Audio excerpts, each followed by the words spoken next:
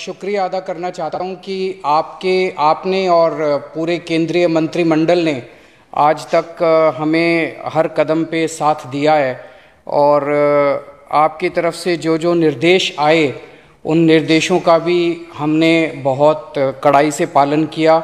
आपका हमेशा सहयोग मिला। दूसरा सर, इस वक्त दिल्ली के अंदर बहुत बड़ा ऑक्सीजन का क्राइसिस चल रहा है जिसमें आपकी मदद चाहिए। तो प्रधानमंत्री जी, सबसे पहले आपको धन्यवाद देता हूं कि केंद्र सरकार ने दिल्ली का ऑक्सीजन का कोटा बढ़ा दिया है। लेकिन सर, मैं आपसे हाथ जोड़ के प्रार्थना करता हूं कि इस बढ़े हुए ऑक्सीजन के कोटे को दिल्ली तक पहुंचाने में हमारी मदद करें। एक एस्टीमेट के हिसाब से दिल्ली को 700 टन ऑक्सीजन की ज़रूरत है। आपने हमारा कोटा 480 टन कर दिया, बहुत बहुत शुक्रिया। लेकिन पिछले 24 घंटों में इस बढ़ाए हुए 480 टन में से भी केवल 350 टन ऑक्सीजन दिल्ली पहुंच पाई है। प्रधानमंत्री जी, जब से ऑक्सीजन का संकट शुरू हुआ है मेरे फ़ोन बजते रहते हैं। कभी कोई अस्पताल कहता है कि 3 घंटे की ऑक्सीजन बची है, कभी कोई अस्पताल कहता है कि 2 घंटे की ऑक्सीजन बची है। हम कारण जानने की कोशिश करते हैं तो पता चलता है कि पीछे किसी राज्य ने दिल्ली के लिए ऑक्सीजन लाने वाले ट्रक को रोक रखा है। हमने मदद के लिए केंद्र सरकार में कुछ मंत्रियों को फ़ोन किए। शुरू में उन्होंने खूब सहयोग किया सर, लेकिन अब वो भी बेचारे थक गए हैं। सर, देश के संसाधनों पे तो 130 करोड़ लोगों का अधिकार है ना। अगर दिल्ली में ऑक्सीजन की फैक्ट्री नहीं है तो क्या दिल्ली के 2 करोड़ लोगों को ऑक्सीजन नहीं मिलेगी? जिस राज्य में ऑक्सीजन की फैक्ट्री है, क्या वो दिल्ली की ऑक्सीजन रोक सकते हैं? ऐसे में हम क्या करें? सर, मैं आपका बेहद शुक्रिया अदा करना चाहता हूं कि आज आपने ये मीटिंग बुलाई है, बहुत सही समय पे ये मीटिंग बुलाई है। पर सर, मैं आज ये जानना चाहता हूं कि अगर आज या कल या किसी भी टाइम हमारे दिल्ली के किसी अस्पताल में अगर 1 घंटे की, आधे घंटे की, 2 घंटे की ऑक्सीजन बच जाए और लोगों की मरने की नौबत आ जाए तो मैं फ़ोन उठा के केंद्र सरकार में किससे बात करूं?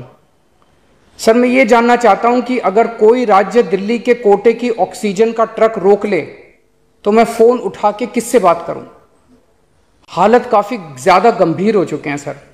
हम अपने लोगों को मरने के लिए तो नहीं छोड़ सकते। हमें लोगों को यह विश्वास दिलाना पड़ेगा कि एक एक जिंदगी हमारे सबके लिए कीमती है। हम आपसे फिर से दिल्ली के लोगों की तरफ से हाथ जोड़ के अपील कर रहे हैं कि सर, तुरंत कोई कठोर और सार्थक कदम नहीं उठाया गया तो शायद दिल्ली के अंदर कोई बहुत बड़ी त्रासदी हो सकती है। मैं आपसे मार्गदर्शन चाहता हूं सर। कुछ ही राज्य हैं जहां से मैक्सिमम दिल्ली की ऑक्सीजन आती है और जहां सबसे ज़्यादा दिक्कत आ रही है और जहां सबसे ज़्यादा हमारे ऑक्सीजन के ट्रक रोके जा रहे हैं। मेरी आपसे विनती है, अगर आप उन राज्यों के मुख्यमंत्री को एक बार बोल दें, फ़ोन कर दें कि हमारे ऑक्सीजन के ट्रक ना रोकें तो दिल्ली के लोगों को ऑक्सीजन मिल जाएगी। आपका एक फ़ोन ही बहुत है सर उनको। दिल्ली के 2 करोड़ लोगों की तरफ से मैं आज आपसे हाथ जोड़ के विनती कर रहा हूं कि सर, आप हमारी मदद कर सकते हैं। आप कृपया हमारी मदद कीजिए और अस्पताल में लोगों को ताकि ऑक्सीजन मिल जाए। ऑक्सीजन की कमी के कारण अस्पताल में जो हालत बने हुए हैं वो अब देखे नहीं जाते। लोग बहुत ज़्यादा तकलीफ में हैं सर। पूरी रात हम सो नहीं पाते, नींद नहीं आती। इनका मुख्यमंत्री होते हुए भी मैं कुछ नहीं कर पा रहा। डर लगता है कि ऑक्सीजन की कमी से कहीं कोई बड़ा हादसा ना हो जाए।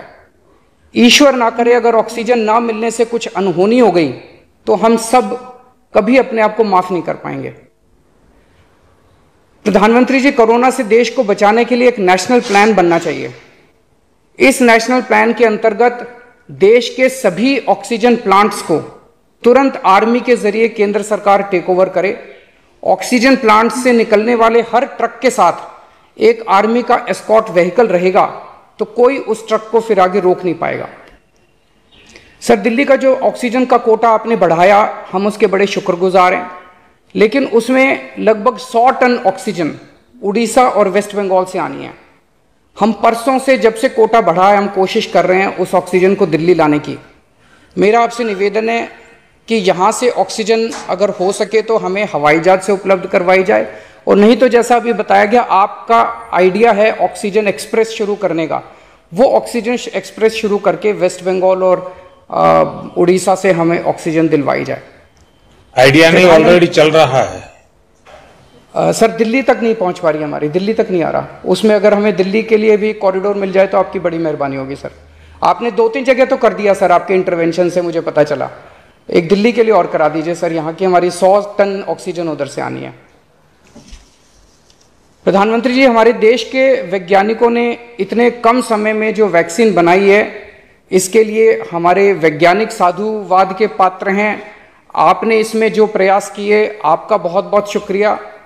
अब हम सब लोगों को मिलकर कम से कम समय में अपने नागरिकों को ये वैक्सीन लगवानी चाहिए। इसमें केंद्र और राज्य सभी सरकारों को हमको मिलकर काम करना है।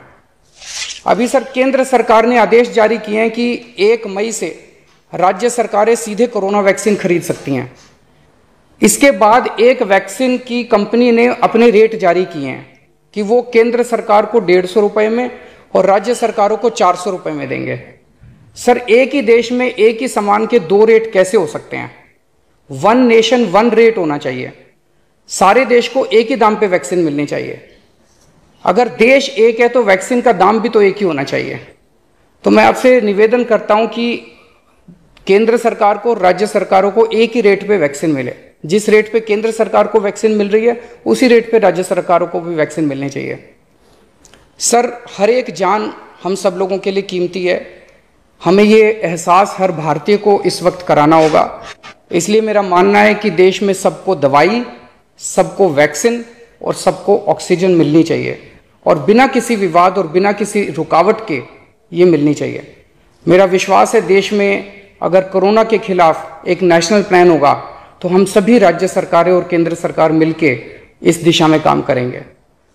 सर कोरोना की वजह से दिवंगत आत्माओं को